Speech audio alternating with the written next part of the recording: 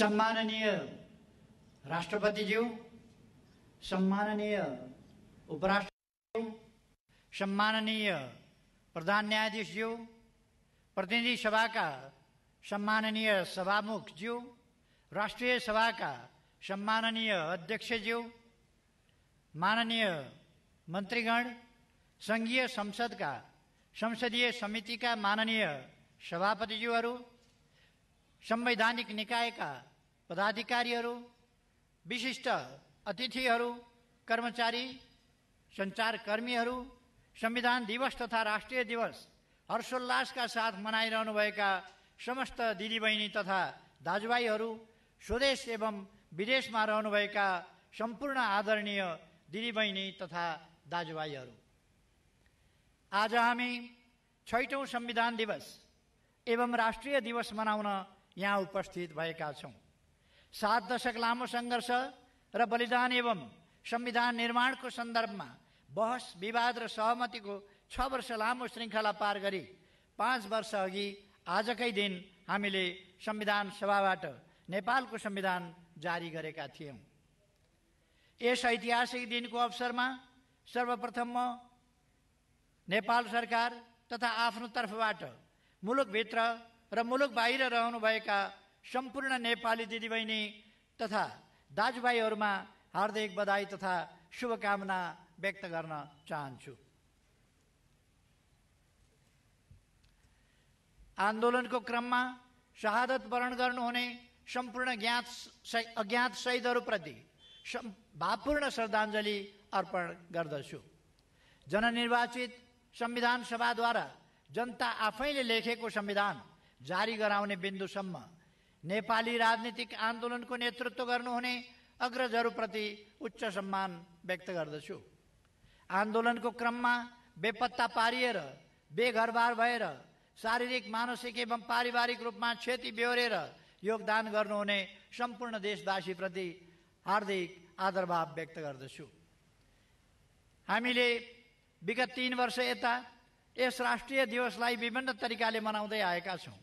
संविधान जारी भएपछि निर्वाचित सरकार सञ्चालनको पहिलो वर्ष हामीले औपचारिक कार्यक्रम गर्यौं, जनआकांक्षाका कुरा गर्यौं र त्यसलाई अघि बढाउने आधार तयार गर्यौं। गत वर्षदेखि यस राष्ट्रिय दिवसलाई औपचारिक सरकारी समारोहबाट घर घरमा चर्चा हुने राष्ट्रिय चाडका रूपमा मनाउने प्रयास गर्यौं। जनआकांक्षा पूरा गर्न गरिएका कामको समीक्षा र त्यसको प्रगतिबारे चर्चा गर्यौं।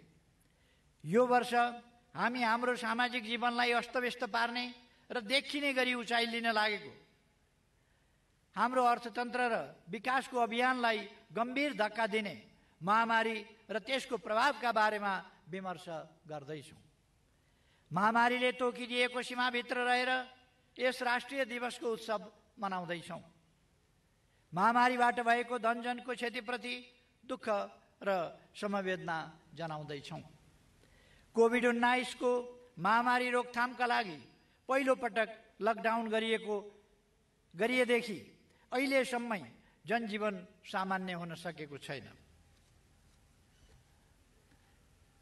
यस अवधिमा मुलुकभित्र रहनुभएका 60,000 भन्दा बढी दिदीबहिनी तथा दाजुभाइहरू यस महामारीबाट संक्रमित भइसक्नु भएको छ। 43,000 भन्दा बढी संक्रमित यस अवधिमा निको भए पनि देशभित्र झन्डै 400 भन्दा बढी र देश बाहिर विभिन्न मुलुकमा कार्यरत सयौंको संख्यामा नेपालीहरूको ज्यान यस महामारीले लिइसकेको छ। संक्रमितहरूको शीघ्र स्वास्थ्य लाभको कामना गर्दै यस महामारीबाट यति धेरै नेपालीहरूको जीवन गुमेकोमा दुःख व्यक्त गर्न चाहन्छु। आफन्तको वियोगमा पीडाबोध गरिरहनुभएका स्वदेश तथा विदेशमा रहने सम्पूर्ण नेपाली दिदीबहिनी तथा दाजुभाइहरूमा गहिरो समवेदना प्रकट गर्दछु।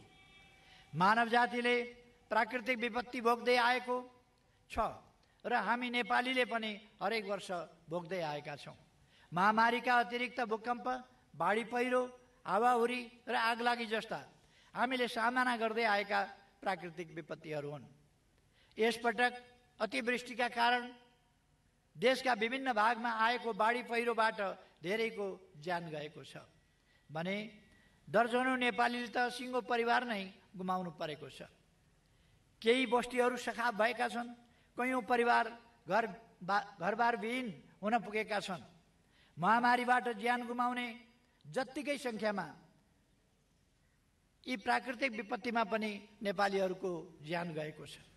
यस विपत्तिबाट जीवन गुमाउनु हुनेहरूप्रति दुःख व्यक्त गर्दै शोकाकुल परिवारजनमा गहिरो समवेदना प्रकट गर्दछु। घाइतेहरूको शीघ्र स्वास्थ्य लाभको कामना गर्दछु। प्रकृतिको नियम हो, कष्टै महामारी र विपत्तिमा पनि समय रोकिँदैन। ऋतु फेरिन्छन्, जतिसुकै पीडा वा छटपटी रहे पनि मानिसहरू जीवनलाई निरन्तरता दिन्छन्।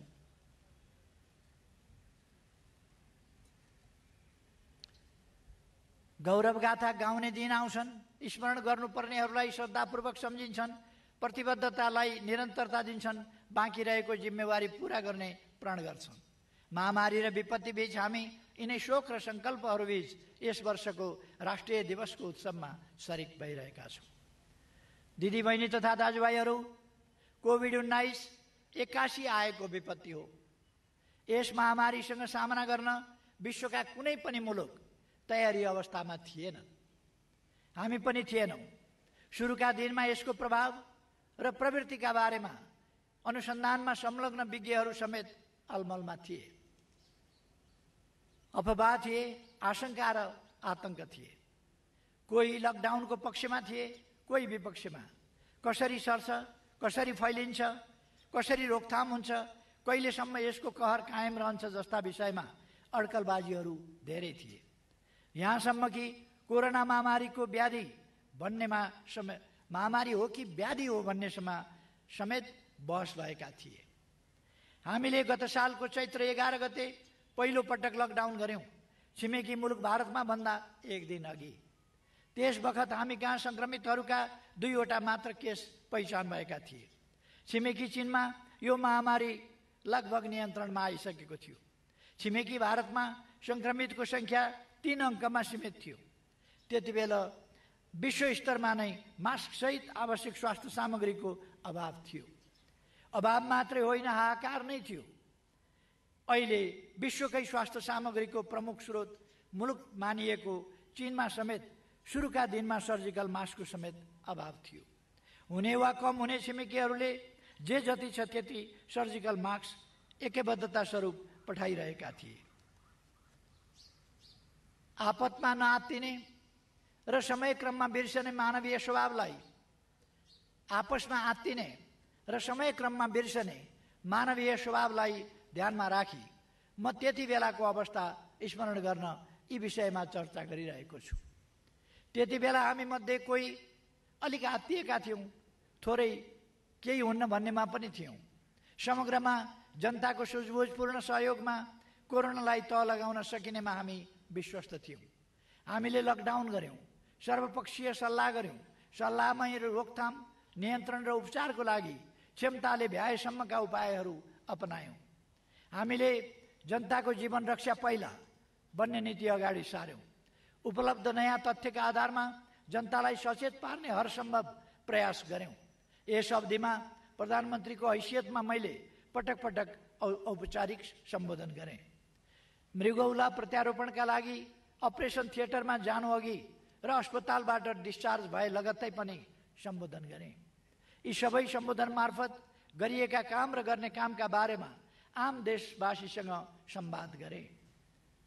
सामाजिक दूरी कायम गर्ने, मास्क प्रयोग गर्ने र समय समयमा हात धुने मात्रै होइन, आफ्नो आन्तरिक रोग प्रतिरोधी क्षमता वृद्धि गरी सिङ्गो मुलुकलाई निरोगी नेपाल अभियानमा संलग्न हुनुपर्नेमा जोड दिएँ।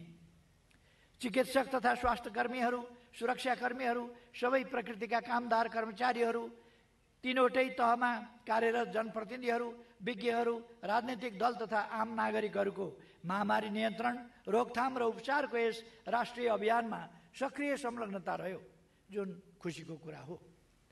पर्याप्तता भन्ने सापेक्षित कुरा हो।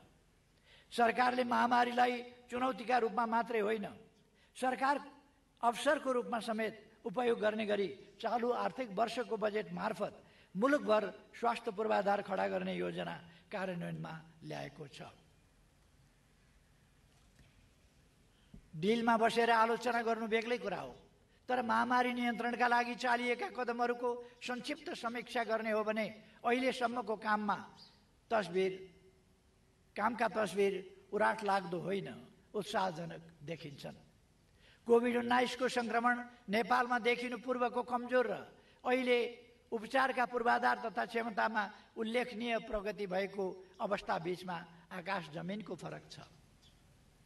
2076 माघ 9 गते कोभिड-19 को पहिलो केस पहिचान हुँदा पीसीआर परीक्षण देशभित्रैको प्रयोगशालामा सम्भव नभएकाले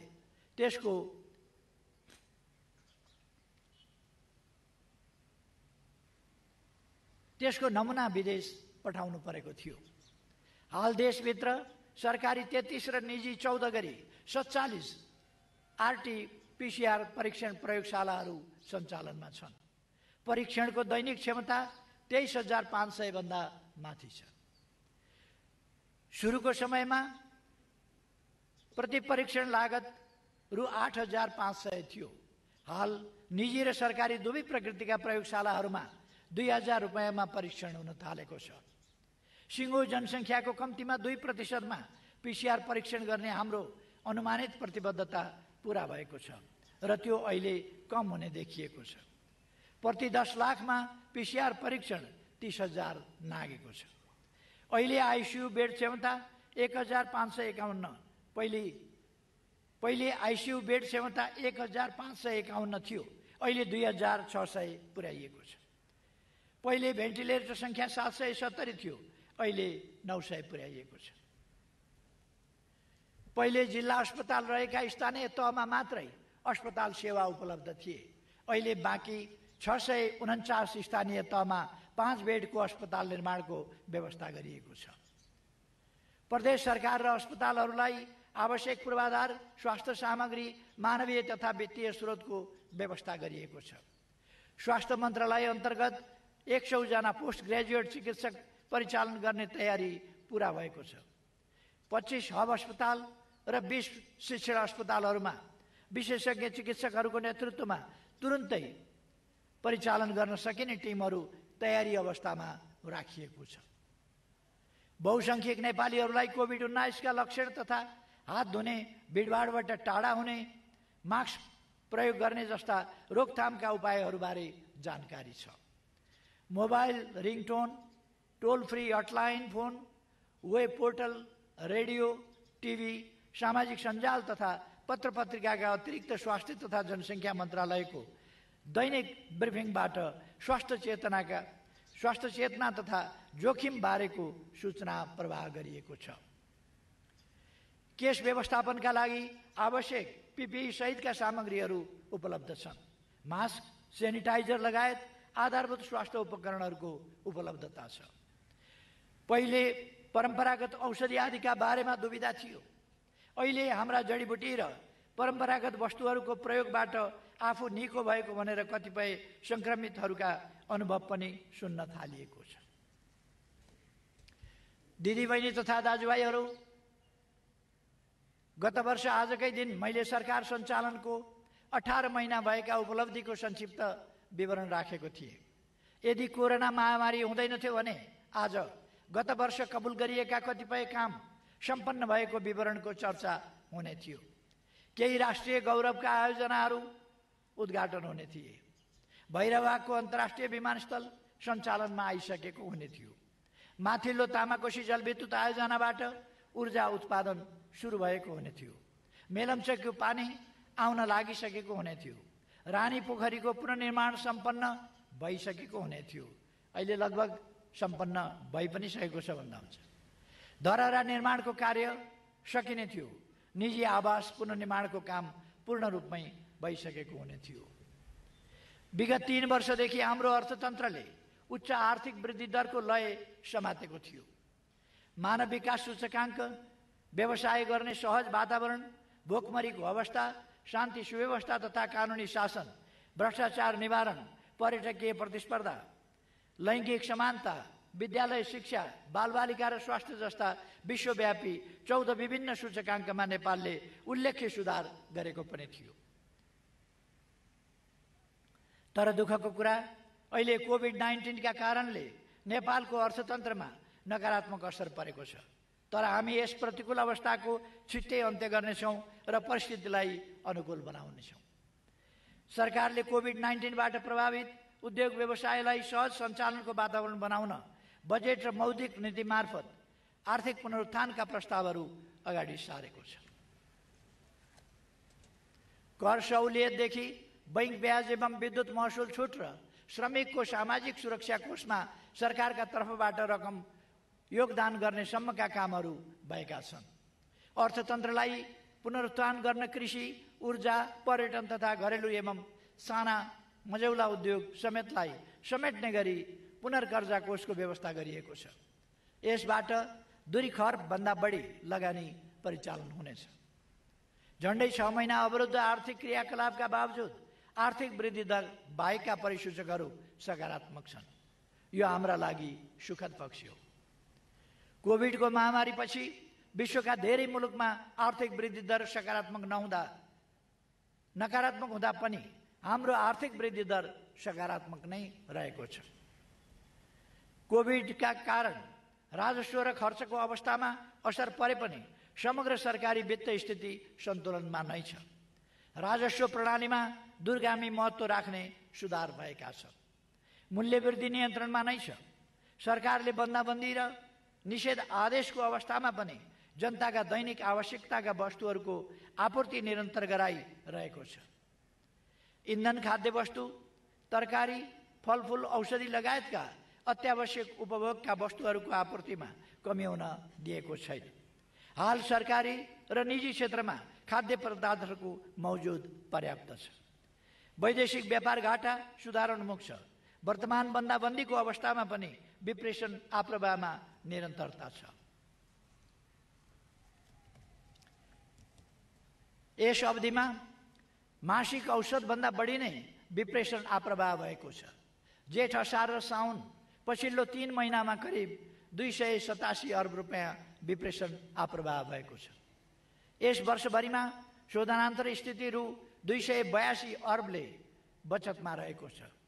कुल विदेशी विनिमय सञ्चित रु 1401 अर्ब पुगेको छ। कोभिडले ल्याएको विश्वव्यापी आर्थिक सङ्कटका बावजुद पनि दात्री निकायको सहयोग बढिरहेको छ।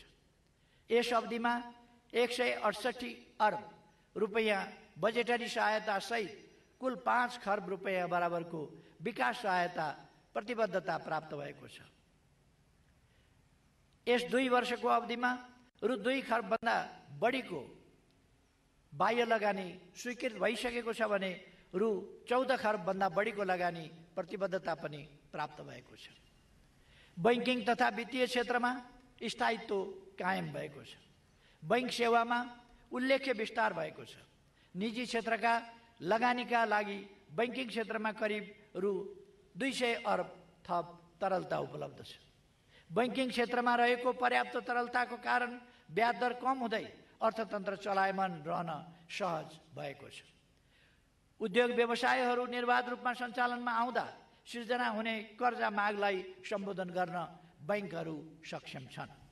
बीमा तथा पुँजी बजारको दायरामा उल्लेख्य विस्तार भएको छ। लकडाउनमा पनि विकास निर्माणलाई यथाशक्य निरन्तरता दिइएको छ। यस अवधिमा 178 किलोमिटर सडकलाई पिच गरिएको छ। 89 मोटरेबल पुल निर्माण भएका छन्। यो लकडाउनको अवधिको कुरा। भूकम्पबाट भत्किएका 53,000 बढी निजी आवास पुनर्निर्माण भएका छन्। दाजुभाइ तथा दिदीबहिनीहरू, यस वर्षको जेठ 24 गते हाम्रो संसदले सार्वभौम सत्ता र भौगोलिक अखण्डताको सन्दर्भमा सर्वसम्मत निर्णय गरेको छ। हाम्रो निशान छाप संशोधन मार्फत संविधानले सर्वस्वीकार्यता हासिल गरेको छ। सिङ्गो राष्ट्र एक भएको त्यस दिनलाई इतिहासमा विरलै हुने अविस्मरणीय दिनका रूपमा स्मरण गरिनेछ। म सङ्घीय संसदका सम्पूर्ण माननीय सदस्यहरूलाई धन्यवाद भन्न चाहन्छु। सम्पूर्ण देशवासी दाजुभाइ दिदीबहिनीहरूलाई बधाई ज्ञापन गर्दै त्यस ऐतिहासिक क्षणको म गर्वका साथ स्मरण गर्न चाहन्छु। मैले सरकारको नेतृत्व सम्हालेदेखि नै कसैले म यो सरकार र सत्तारूढ दलको लोकतन्त्रप्रतिको निष्ठाका बारेमा गरिने आशंका वा भ्रम सिर्जना गर्ने प्रयासबाट विस्मित हुने गरेको छु। मैले भन्दै आएको छु, लोकतन्त्रमा असहमत स्वरहरूले स्थान पाउनुपर्छ, तर हल्लाबाट प्रभावित हुने र जता हावा बग्छ त्यतै बरालिने परिपाटी लोकतन्त्र होइन। लोकतन्त्र निरङ्कुश तन्त्रको विकल्प हो। यो विधिको शासन हो, मर्यादित र अनुशासित प्रणाली हो। स्वतन्त्र प्रेस लोकतन्त्रको अभिव्यक्ति हो। यसले लोकतन्त्रलाई सुदृढ बनाउँछ, लोकतान्त्रिक संस्कार, व्यवहार र अभ्यासलाई बलियो बनाउँछ। हाम्रा आम सञ्चारका माध्यमहरूले पनि तथ्यको आधारमा सत्य पस्किने र समाजलाई सुसूचित गर्ने दायित्व वहन गरी आफूलाई व्यावसायिक पत्रकारिताको तहमा उठी जनताको सही सूचना प्राप्त गर्ने हकको रक्षा गर्न प्रतिबद्ध र सफल हुनुपर्दछ भन्ने म ठान्दछु। हिजो नियन्त्रित र कमजोर अवस्थामा पनि अग्रगामी आन्दोलनमा योगदान पुर्याउने सञ्चार माध्यम र बौद्धिक जगतले आज बाटो अल्मलिन मिल्दैन। अझ स्पष्ट र सुदृढ योगदानको अपेक्षा नेपाली जनताले गरेको मैले पाएको छु। सङ्कटको बेला, अझ मानिसको मन दुखेको बेला हल्लाहरूले जनमतलाई प्रदूषित गर्ने जोखिम हुन्छ। विगत 1 वर्ष यता हाम्रो लोकतन्त्र, गणतन्त्र र सङ्घीयताका बारेमा कहिले मन्द त कहिले प्रश्न सुनिने गरी प्रश्न उठेको मैले सुनेको छु। मैले विगतका सम्बोधनमा पनि भनेको थिएँ, जब राष्ट्रले निर्णय लिन्छ त्यहाँ अलमल होइन, प्रतिबद्धता हुन्छ। सङ्घीय लोकतान्त्रिक गणतन्त्र नेपाली जनताले लिएको ऐतिहासिक निर्णय हो। अब यसलाई इमान्दारितापूर्वक सबल बनाउन लाग्नु हामी सबै नेपालीको कर्तव्य हो। यस बीचमा नेपालको राजनीतिमा अस्थिरता ल्याउने योजनाबद्ध प्रयासहरू पनि तीव्रताका साथ भए। ती प्रयासलाई परास्त गरेर हामी नेपालीले फेरि स्थिरता र स्थायित्वलाई सुनिश्चित गरेका छौँ। पोहोर साल यो संविधान र व्यवस्थाको मात्रै होइन, राष्ट्रिय अखण्डताकै विकल्प खोज्छु भन्ने शक्ति निशर्त राजनीतिक मूलधारमा समावेश भयो। मैले गत वर्ष पनि संविधानका कुनै धारा र दफाहरूले कहीँ कतै हाम्रो अधिकार ओझेल पारे भन्ने बुझाइमा कोही भए औचित्य र आवश्यकताको आधारमा समयक्रममा सच्याइन्छ भनेको थिए। गैर संवैधानिक गतिविधि त्यागी राष्ट्रिय मूलधारमा समावेश हुन र हाम्रो संविधानले दिएको अधिकार उपभोग गर्न आह्वान गरेको थिएँ। निकट विगतमा सर्वसम्मतिले गरिएको संविधान संशोधनबाट त्यसको पुष्टि भएको छ। 6औं संविधान दिवस एवं राष्ट्रिय दिवसको अवसरमा म फेरि दोहोऱ्याउन चाहन्छु, हाम्रो संविधान सबै अट्ने गतिशील दस्तावेज हो। यसैलाई यो माने सबै दल समूहहरू राष्ट्रिय मूलधारमा सामेल भई सृजनशील र रचनात्मक ढङ्गले क्रियाशील हौँ। आशंका वा अस्पष्टताहरू छन् भने संवादको माध्यमबाट तिनलाई हटाउन सरकार सदैव तयार रहेको कुरा म पुनः स्पष्ट गर्न चाहन्छु। दाजुभाइ तथा दिदीबहिनीहरू, एउटा विषयमा म आज पनि थोरै चर्चा गर्न चाहन्छु। 2 वर्ष अघि यसै समारोहलाई सम्बोधन गर्दै मैले भनेको थिएँ, विकासका सन्दर्भमा देखिएको एक प्रकारको अलमल भइहाल्छ नि भन्दै सुस्तरी चल्ने वा गरिहाल्लान् नि भन्दै चल्दै नचल्नेहरू र जनआकाङ्क्षा अनुरूप शीघ्र विकासको लागि तीव्र गतिमा दौडन खोज्नेहरू बीचको बेमेल हो। यो बेमेल अन्त्य गर्न बाँकी नै छ। तसर्थ फेरि एकपटक जोड दिन चाहन्छु, भइहाल्छ नि वा गरिहाल्लान् नि भन्ने सुविधा हामीलाई छैन। हामीले प्रतिबद्धतालाई परिणतिमा बदल्नै पर्दछ। सरकारमा हाम्रो उपस्थिति तीव्र गति र शीघ्र विकासको जनआकाङ्क्षा पूरा गर्नका लागि हो। त्यस कुरालाई हामीले हेक्कामा राखेका छौँ। हामी सबैलाई थाहा छ, समग्र प्रणाली परिवर्तनको अभियानमा हाम्रो कर्मचारी तन्त्र र राज्यका सम्पूर्ण संयन्त्रहरू बाधक बनेनन्। प्रश्न उठ्छ, यति ठुलो परिवर्तनमा सहयोगी मात्रै होइन, सहभागी हुने कर्मचारी तन्त्रलाई तीव्र गतिमा शीघ्र विकासको वाहक बन्न कुन चाहिँ तत्त्वले अवरोध खडा गरिरहेको छ? के त्यो तत्त्व भइरहेको विकास र प्रगतिलाई समेत अस्वीकार गर्ने अस्वस्थ राजनीति नै हो त? या यति ठुलो परिवर्तनको नेतृत्व गर्न सक्ने राजनीतिक नेतृत्व मण्डल उपलब्धिको व्यवस्थापन गर्न र प्रणाली विकासमा नेता हुन नसकिरहेको कारण हो। भएन, हुँदै भएन भन्ने मान्यता जबरजस्त प्रचलित छ। यसलाई तर्कले होइन, व्यवहार र उपलब्धिबाट हामीले जवाफ दिन सक्नुपर्दछ। विकासको गतिमा सार्वजनिक खरिद ऐन जस्ता विद्यमान कानुनी प्रबन्धहरू पनि अलिक अमिल्दा छन्, समय घर्काइदिने खालका छन्। अझै पनि कतिपय कानुनी प्रबन्ध अधुरा एवं अस्पष्ट रहनाले सम्पूर्ण विकासको कामलाई नराम्रो गरी अल्झाएको छ। अब यसमा यथोचित परिवर्तन गरिन्छ। हामी सबैलाई यो पनि थाहा छ, विकासका योजना, त्यसका लागि आवश्यक स्रोत र त्यसको उपलब्धताको बीचमा ठूलो खाडल छ। केही दशक अघि आजका विकसित मुलुकहरूको हालत पनि हाम्रै जस्तो थियो। उनीहरूले विकासका लागि आवश्यक स्रोत र साधन प्राप्तिका लागि उपलब्ध हुने कुनै पनि सम्भावनालाई उम्किन दिएनन्। रङ होइन, परिणाममा उनीहरूले जोड दिए। सोचौँ, हामी चाहिँ किन मुसा मार्ने बिरालो कालो वा सेतै खोजिरहेका छौँ? अब हामी सबै प्रकारका संकीर्णता र आग्रह पूर्वाग्रह छोडौँ र विकास र उन्नतिको बाटोमा एकताबद्ध भई अघि बढौँ। सुशासन र पारदर्शिता विकासको अत्यावश्यक शर्त हो। अख्तियारको दुरुपयोग, भ्रष्टाचार र अनियमितता नियन्त्रण चुनौतीपूर्ण रहेको छ। मैले पटक पटक भन्दै आएको छु, भ्रष्टाचार गर्न दिन्न र भ्रष्टाचारीका विरुद्ध बोल्दा मुखमा पानी हालेर बोल्दिन। भ्रष्टाचार विरुद्धको सरकारको यस अभियानमा हाम्रा नियामक निकायहरूले यस अवधिमा महत्त्वपूर्ण भूमिका निर्वाह गरेका छन्। अख्तियार दुरुपयोग अनुसन्धान आयोगले मात्रै विगत 2 आर्थिक वर्षमा 792 केसहरूमा मुद्दा चलाएको छ। राजस्व अनुसन्धान विभागले 1027 जना विरुद्ध 31 अर्ब 5 करोडभन्दा बढीको बिगो दाबीसहित राजस्व चुहावट, विदेशी मुद्रा अपचलन तथा अवैध हुन्डी कारोबारमा मुद्दा चलाएको छ। लोकतन्त्र प्राप्तिको 7 दशकभन्दा लामो सङ्घर्षमा हामीले सामन्ती प्रतिक्रियावादी राज्य सत्ताका विरुद्ध नेपाली जनतालाई परिचालित गर्यौँ। ढाल्नुपर्ने र फाल्नुपर्ने सत्ताको रूपमा हामीले विरोधको निशाना बनाएको राज्य व्यवस्था संविधान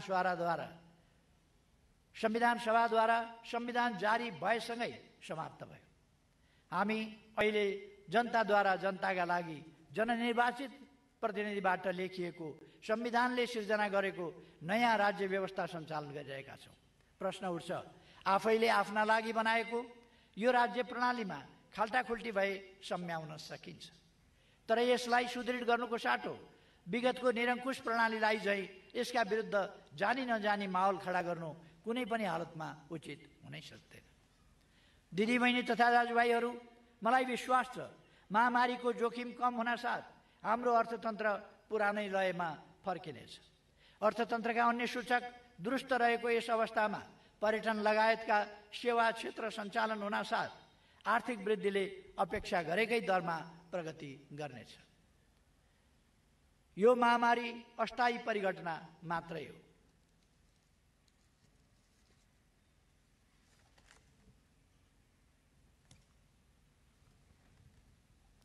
यसको अन्त्यसँगै मुलुक समृद्ध नेपाल, सुखी नेपालीको राष्ट्रिय आकांक्षा पूरा हुने दिशामा अघि बढ्नेछ। यसका लागि हाम्रो संविधान अत्यन्तै मार्गदर्शक र निर्देशक रहेको छ, जसले हाम्रा विकासका प्रयासहरूलाई अगाडि बढाउन योगदान गर्नेछ।